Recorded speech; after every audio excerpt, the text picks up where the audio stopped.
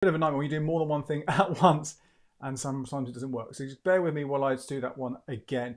So this is, as I'm sure hopefully you know, my regular weekly live Q&A, your opportunity to ask me your money questions. So really enjoy doing this. It's a really fun way to interact with you guys, find out what's going on with all of you every week.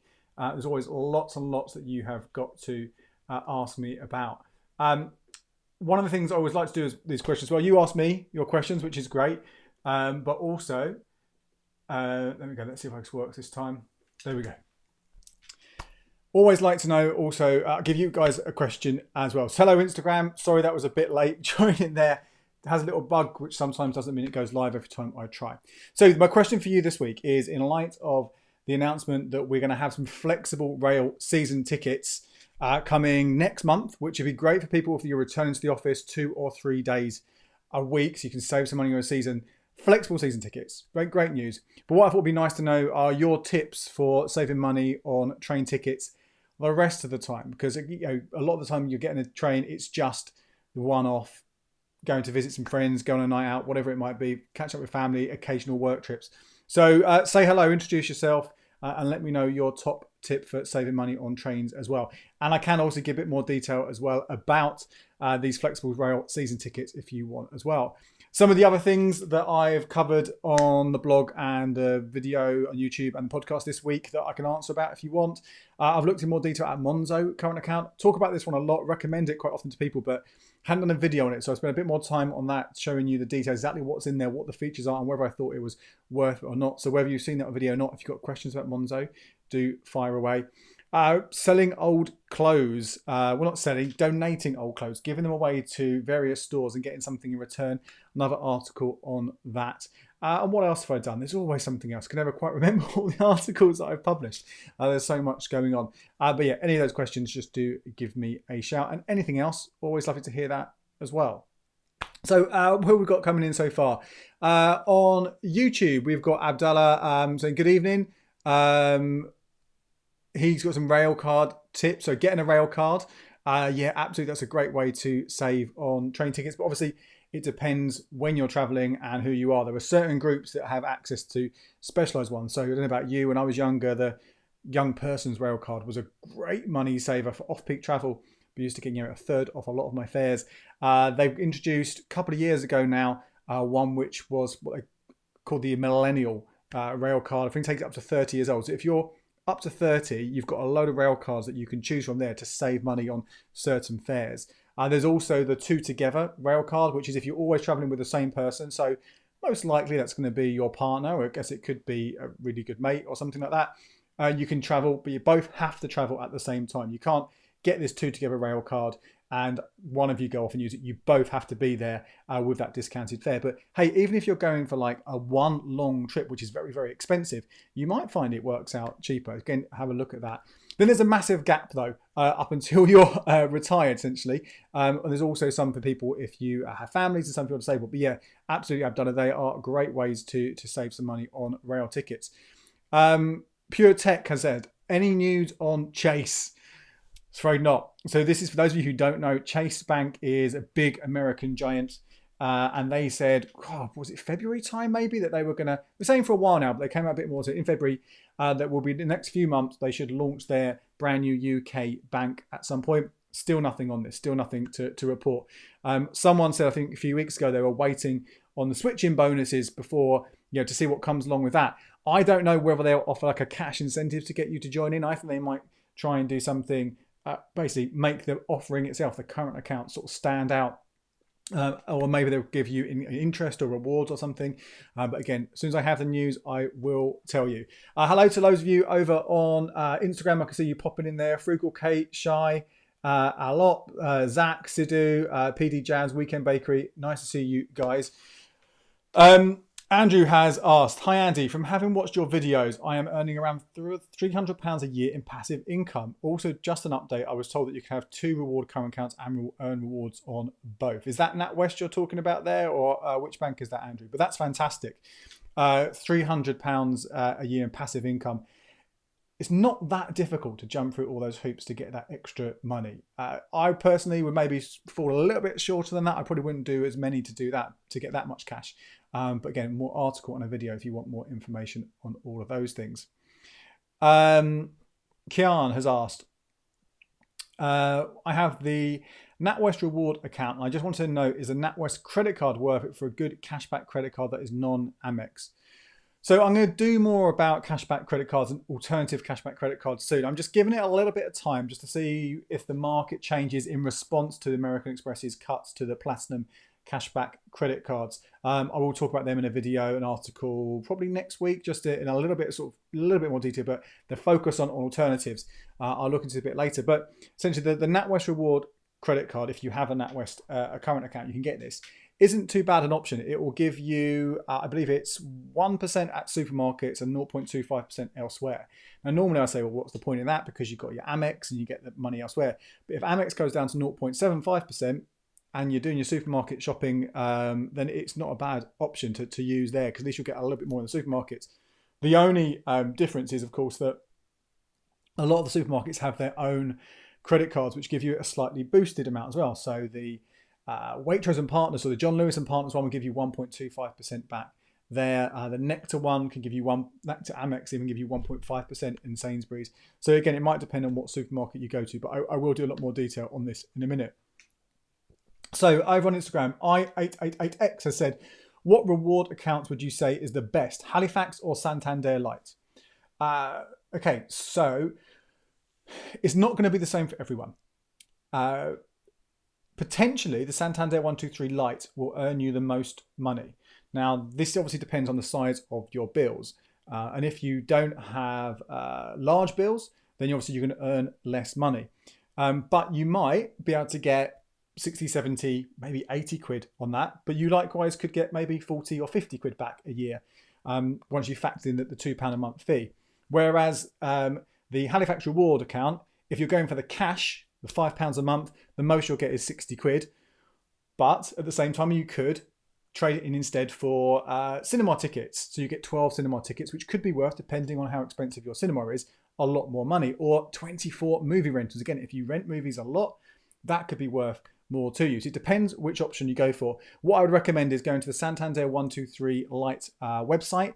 There's a calculator in there. You can put in the cost of all your bills and it will tell you how much you should make over a year. My quick tip there is their council tax figure. They are assuming that you pay your council tax over 10 months rather than 12. You can, of course, choose to change that, pay that over 12 months, which I think is better for budgeting. That's what I do.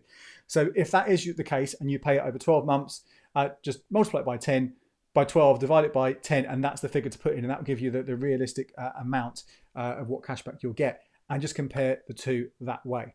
Hope that one helps you. Hello to Rochelle, AJ, Arounders, Italian Blue, Storm Chaser. Nice to see you guys. Any questions you got, just shout. And as we've got more of you now, I'll repeat my question of the week for you. This is in light of the fact they announced that you can now get, well, you will be from next month, be able to get a flexible rail season ticket. So good news for anyone who is going to go back to work but commute in just 2 or 3 days rather than the standard 5.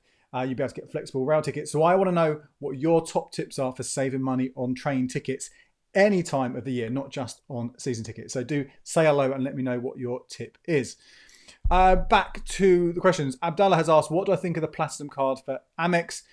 So this is probably the Platinum card, the full Platinum rather than the Platinum Cashback credit card. And you've actually gone there. Is the Platinum Amex card better than the Platinum Cashback card? They're very, very, very different cards. Personally, I'm not interested in any of those Amexes which pay where you've got like huge fees. I can't tell you what it is off the top of my head. It's very, very expensive. Talking hundreds of pounds for the Platinum.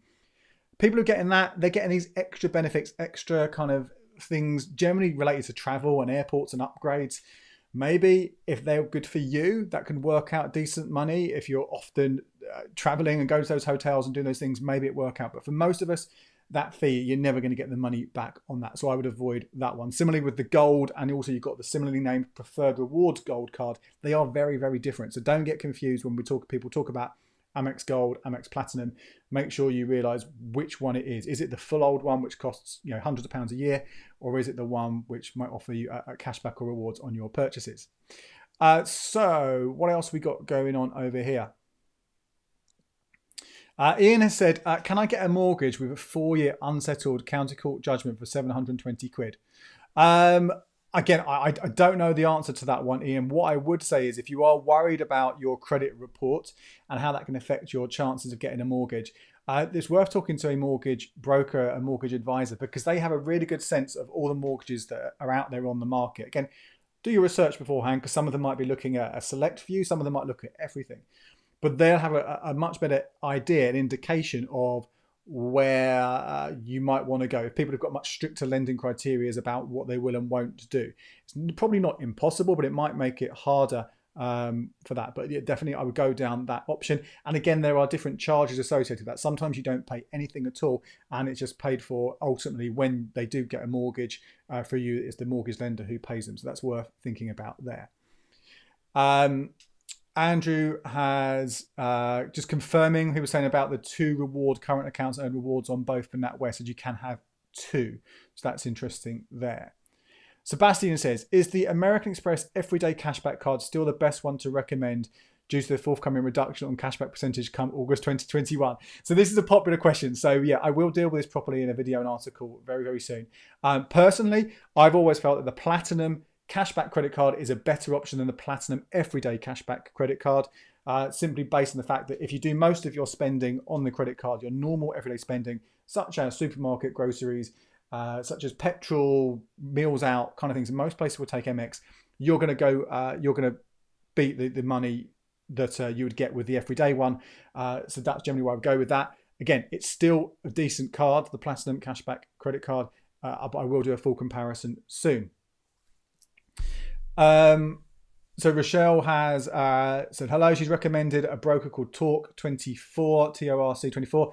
Don't know them personally, but again, have a look. There are places such sort of recommendation sites you can go to online. I've completely forgotten what they're called now. I've got off the top of my head what they are, but again, you can help you sort of find different brokers, whether that is financial advisors or mortgage brokers or whatever they might be. You can also, if you want to, look at online places like Habito and stuff, which can do a going wide market, but they're all online via apps. Now, Jiri has asked, what is the best credit card for a 19-year-old who's on a gap year and working? So this is what I say for anyone who says, what's the best credit card? I probably should have mentioned it before when we were talking about the cashback ones.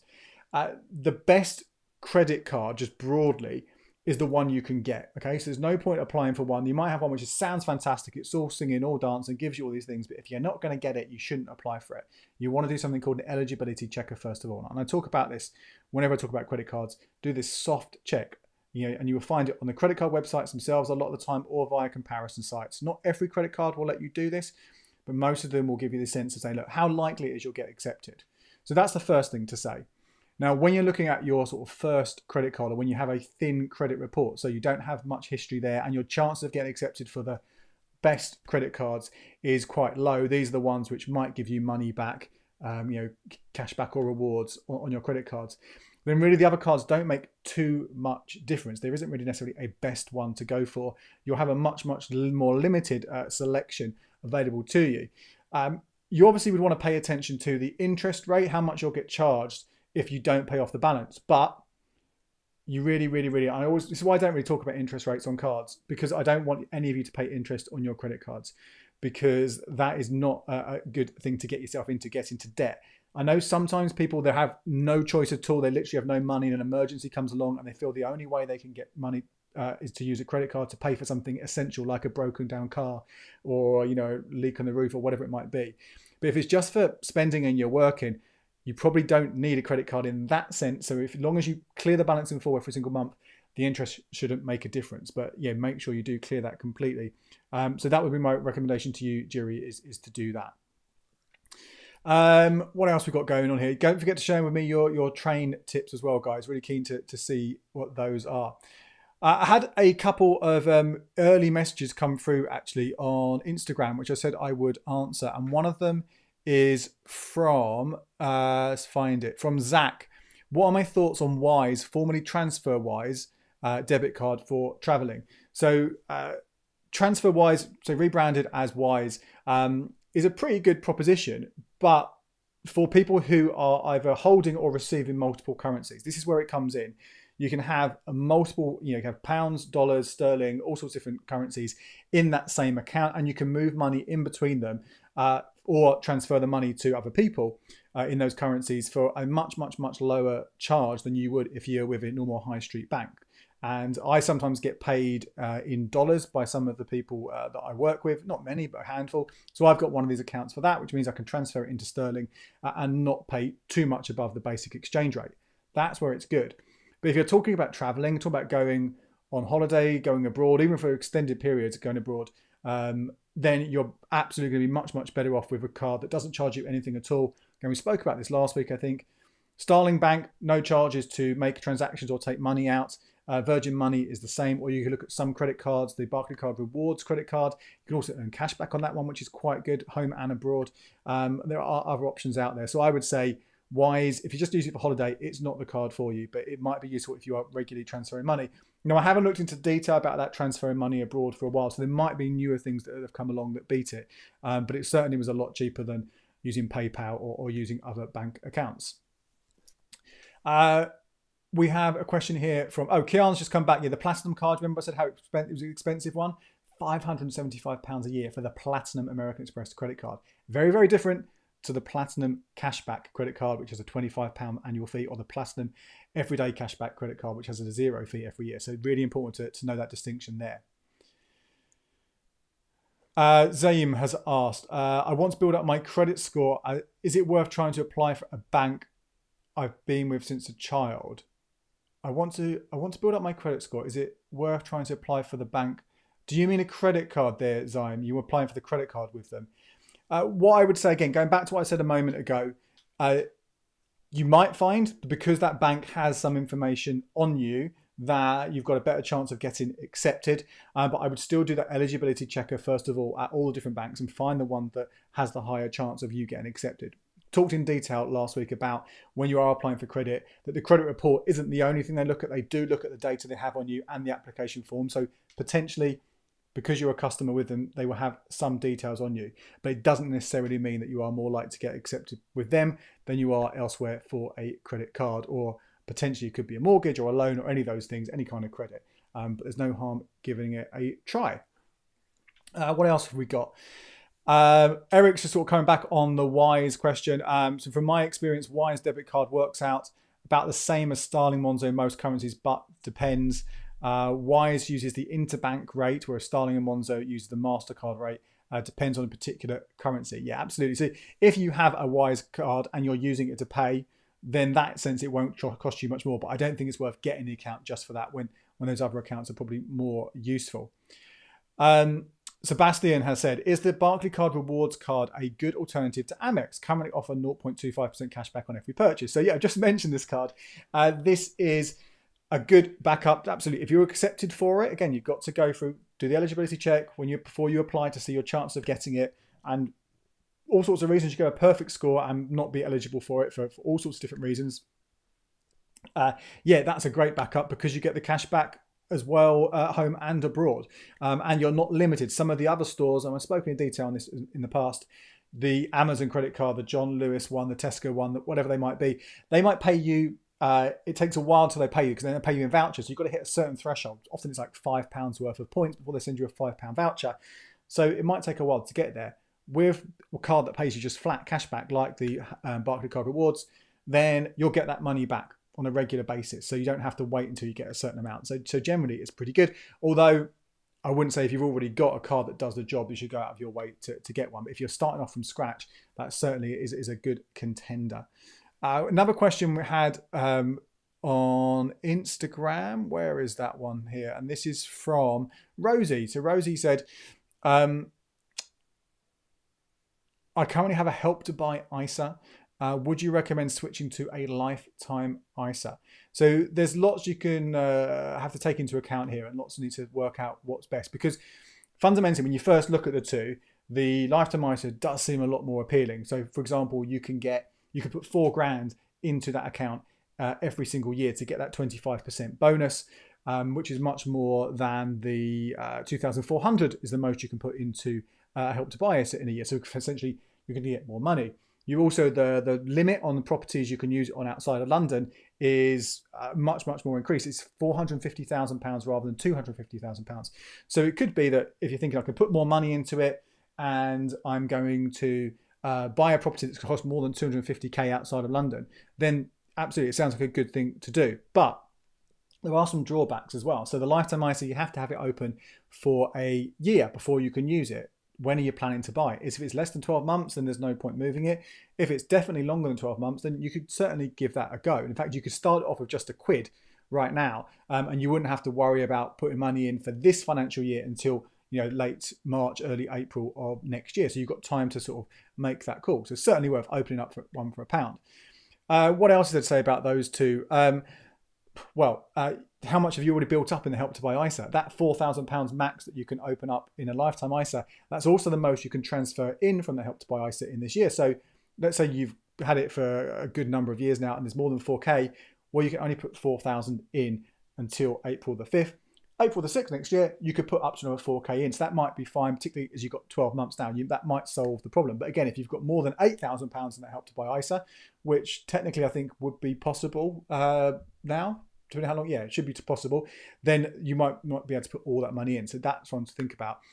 And also, if for some reason you don't buy, now it could be because you just end up never buying a property, or it could be that with the way prices are keep going up and up and up, particularly if you're in London, that £450,000 limit on both the Help to Buy ISA and the Lifetime ISA, if the property's more than that, you can't use it. Now with the Help to Buy ISA, you can just take that money out, no penalty, no problem. You won't get the bonus, but you'll get that money out fine. If you don't use the Lifetime ISA, you are going to get hit by a 25% penalty. And although that sounds like the same as what the bonus would be, it's actually more money. So let's say you had £80 and you got a 25% bonus, that brings you up to 100. But if you took out £100 and you had 25% bonus taken away, 25% penalty, brings you down to 75 quid. So you will lose money, or you have to keep it till you're 60 years old. So lots to think about there. It could be better, it might not be. So I would say do a little bit more reading on that one, Rosie. Okay, back to some of your questions over on YouTube. Alvar has asked, is Monzo safe? I've been seeing a lot of negative news on them recently. CEO getting stressed out, locking accounts, etc. So Monzo, so I did the big review on that on the YouTube channel this week, and there has been, last year I think I did a video about some of their financial troubles that they've been going through, and there have been other things going on, such as like a change in leadership, and there are stories as well of people being locked out of their account. So there are absolutely legitimate concerns when you're looking at the bank. What I would say in terms of the leadership change, these things happen. I wouldn't necessarily worry about it too much because of that. Hopefully, that might even strengthen their case if they've got new people coming in who haven't been around since the beginning, a bit more sort of focused on pushing it onto that next level. So I wouldn't worry about that one too much. Also, in terms of the financial problems they had last year, well, it is something to keep at the back of your mind. But what I would say, what's really important, and this is the difference between the likes of Monzo and Starling and those other digital banks like Revolut. Monzo and Starling are both fully regulated banks in the UK by the FCA, and they are part of the Financial Services Compensation Scheme, which means any money you have in that account is fully protected up to £85,000. So if, I don't think this would happen, but let's say Monzo did go under, or any bank went under which had this protection, you'll be able to get your money back from the government. Now, it's not going to be instantaneous. It could take a couple of weeks or something, which is why I've spoken about again on the pod and the videos in the past, having extra accounts with some money in them, not limiting yourself just to a single account, it is a good thing to do. But again, it's safe in that sense. I also think Monzo has been so popular that if it did really get into those financial problems, someone would swoop in to try and rescue it. It might be one of the big banks, and maybe that would lose some of its kind of sparkle and its appeal to some people if it just became, part of, I don't know, someone big. But I think it would be fine. Now, this other question is talking about them locking some accounts, and this is something which has been going on for a while in some cases, and it's a weird one. In theory, this is when people have done things which have triggered some kind of warning, some kind of clear indication that something dodgy is going on with the account, so they've locked the account, and it has proven difficult for some people to get their accounts unlocked and get their money back. It's a very, very small number of people this is happening to, but it is happening. And again, this would be a reason I would suggest that you have money elsewhere available in a different account. But again, it's not something I'm overly worried about myself. But if you are worried about it, then then don't go down that route. Don't give them a go. Quick hello to again some of you more people. Got Amit and Biscotti and Alex and Orbis and the First Quarter Club and Swooders joining in on Instagram. How it goes? Nice to see you. You've got about 5, 6, 7 minutes left. Any questions you've got, if I can help you, I will try and do that. And don't forget, Share with me your train ticket tips, how to save money on train tickets. Not many of them come through from you guys this week. I'm sure loads of you have got some ideas there. And in fact, we've got another tip from Abdallah on split tickets. So split tickets is an interesting one. It can, on some routes, save you some money in sense of this is where you buy a ticket for one journey from A to B, but actually you stop in the middle. And sometimes you don't even have to get off the train or change your seat. But in theory, you get a ticket to a point in the middle and then another ticket for the rest of the journey. And sometimes that's cheaper than getting one ticket for the whole thing. And this can work. It does absolutely work. But in my experience, on the journeys that I've taken, it never really has. There are websites that can help you do this and help you find out if it's going to happen. I generally find the most likely to save you some money on very, very, very long journeys on multiple different train companies at peak times. But if you're doing some of the other things, which are great ways to save money, so traveling off peak, booking in advance, things like that, generally those savings get smaller and smaller and smaller if they're there at all. But certainly worth exploring it. We have got, Jiri has asked, is 8 out of 10 a good eligibility score for Amex? Well, yeah, well, basically what that means is you've got an 80% chance of getting accepted for that credit card. 80% is good. You've got 8 out of 10 chance of getting accepted. That is good. But there's still, and this is really worth noting this, there's still a 2 in 10, there's still a 20% chance that you will get rejected. So it could still happen. It's not 100%. It's still a chance you won't. But certainly it's a really positive indicator. And you were saying you're on a gap year and working. So that sounds, if that's being offered to you and you can get some rewards with that, that's well worth exploring. But yeah, bear in mind, it's never a guarantee unless it says you've been pre-approved and you are guaranteed to get the card. Primary KS1 has asked, any advice on Curve Card? Yeah, Curve Card's a really interesting one. It's something that I've been using for quite a few years now, and I really like it. This is a debit card that you get, but it's connected to an app, and in the app you connect your other Visa and MasterCard debit and credit cards. And you can, in advance or after you've made a purchase with that debit card, choose which card is charged. So let's say I've gone to the shop, I bought something for £10, use my Curve card, it's gone through to the default card, which is probably a nationwide current account for me, something like that. But actually it was a business purchase. If I want to, I can go back in for 90 days afterwards, swipe along, and I can move it over to my business bank account, which I find really, really handy. I love that feature. And it could be useful, I guess, if you've got a cashback credit card, again, that backup card and it's full, and you can't put the money on it straight away, but you want to earn those points, you could put it on another one and transfer it over once you've brought that balance down at the end of the month, which again, I hope you're doing every month, clearing that balance. So that's the main reason I like it. There are a few different options. There's a free option and there are a couple of paid ones. I wouldn't bother with the paid ones personally. I would stick with just the free option because I don't think you get enough back from those paid versions to justify the price. What else to bear in mind? It's really good backup for using overseas. So if you've got a normal card which isn't specialized to use overseas, which is fee-free, this one will dramatically reduce how much you get charged. I think it's the base rate plus 0.5% added on at weekends, and there is, I think, a cap on how much you can spend. I can't remember off the top of my head, but it's a really good backup to have with you when you go abroad if you don't want to open up a new current account or a new credit card just for going on holiday. What else have we got here? Zayma said, should I open a Starling account? It's totally up to you. I really like it. I think it's a good current account. Lots of people who do get it really, really like it as well. What I would say is if you're not sure between that and Monzo, open them both up. They're free. They won't charge you. They also won't credit check you. And they're two of the accounts that don't have a hard credit check. So you can open them up, try them both out, see which one you prefer. And interesting, I got an email this week as well from, I think it's Ado, about this because he's got a Starling account. And this is something that, before we finish on this point, something that people don't always realize. Most current accounts you get will report to every single credit reference agency. So Experian, Equifax, and TransUnion, and it will appear there and it will demonstrate that you have this account and prove your identity, all that kind of thing. Interestingly, Starling doesn't report to Experian and Monzo doesn't report to Equifax. So that's something to bear in mind. So if you were going to have just one current account and just Starling or just Monzo, you will find that your account doesn't appear on one of the credit reference agencies, again, depending which current account you go for, which could appear like you don't have a current account when you apply for something. So again, another good reason not to have just one of those two digital banks. I'm sure they'll change that and report to the other credit reference agencies eventually. But again, it makes sense to have something else as well. I think that's it. Alvar has said, any thoughts on manufactured spending to reach a credit card bonus? I'm not sure what you mean by that. Manufactured spending. Yeah, don't know what that means. So sorry, I can't answer that one. Probably time to give that one, call that one a day this week. I'm not sure whether I'll be doing a live next week. If I do, there's a chance maybe it'll be on still at 6 o'clock on Thursday. Could be a bit earlier. I will let you know, but it might be we don't do another one of these for a couple of weeks. But again, you can send me your questions, email andy@beclever with yourcash.com, or on social media, Instagram and on Twitter, it's @AndyCleverCash. So just send those one through and I will try and help you with that, but also read them out to you and give you a shout out on both Instagram and YouTube, and also on Facebook as well, although it doesn't always seem to work on that one. That's it for this week, guys. Have a lovely bank holiday. Hopefully the sun will be shining. Take care of yourselves, and I'll see you again very, very soon.